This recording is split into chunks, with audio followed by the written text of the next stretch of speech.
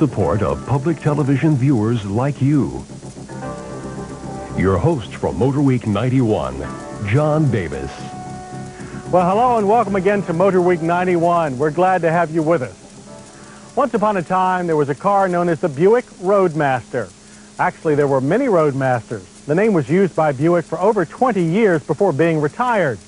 And no matter what car wore the Roadmaster name, you could be sure that it would be big and luxurious. Especially big. Now it's the 90s and the Roadmaster name is back. And the car that wears it is, yes, you guessed it, big and luxurious. But does that automatically qualify it to wear one of the most prestigious names in Buick history? Buick has drawn from familiar sources to introduce us to their new master of the road. They started with the same full-frame platform as the Chevrolet Caprice, but shaved away the Caprice's bulges for a more refined, artful appearance. An unsuccessful attempt at preserving the Roadmaster's heritage is a rectangular bar on the sail panel, put there to remind us of the portholes that first appeared on the car in 1949. Our car had the optional opera light bar. Buick borrowed the rear-drive Roadmaster's engine from the Chevrolet Caprice police package. Using throttle body injection, the hefty 5.7-liter V8, rated here at 180 horsepower and 290 pound-feet of torque, is the largest engine GM puts in a passenger car. Exactly what you would expect to move 2 tons of luxury around.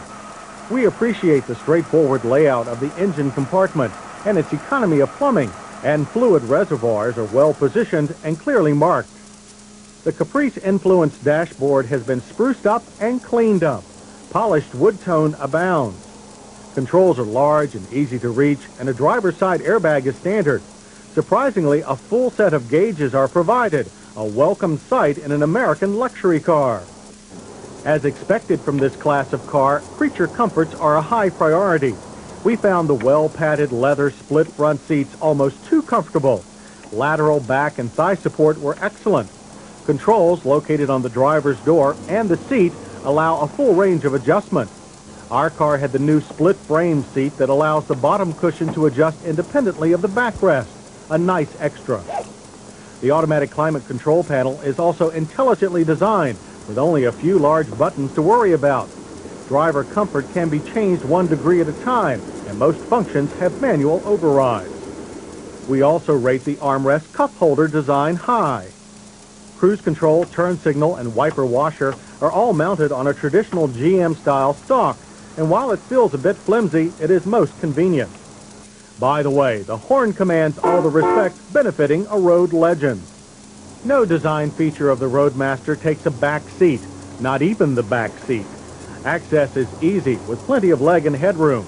Storage pockets, fold-down armrest, and comfortable cushions add to this well-appointed touring car. The trunk opens easily to a spacious 20.4 cubic foot cargo area. However, the compact spare tire does hog an appreciable amount of space, and the extended rear bumper design makes it somewhat difficult to reach into the trunk. The cargo net, however, was welcome.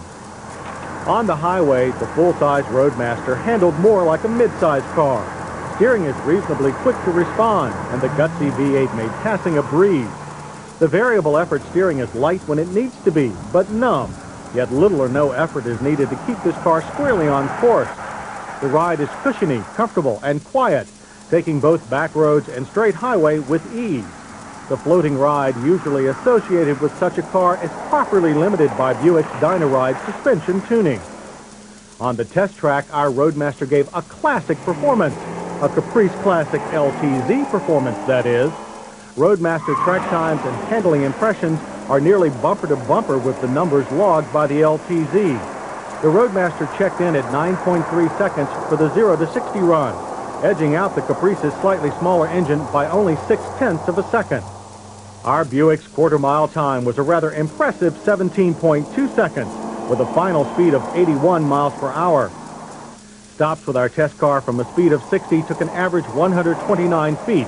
There was a slight pull to the left, and the front nosedived quite a bit, but not enough to hamper control. The brake pedal was firm, but when the standard anti-lock system kicked in, the pedal pulsates more noticeably than we like. This was also true of the Caprice. When it comes to price, the Buick Roadmaster is thankfully not just for royalty. It starts at $20,890. Even our $23,245 limited model is thousands less than a comparably equipped front-wheel drive Park Avenue. Without a doubt, the Buick Roadmaster sedan, along with its companion wagon, live up to their historical moniker in sheer size and overstuffed luxury.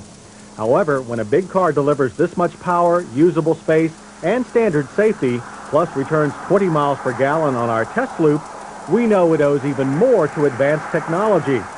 This sequel to the Roadmaster lineage may not dominate the highways like the originals, nor be quite as prestigious, but it is distinctive, and yet another handsome success for Buick.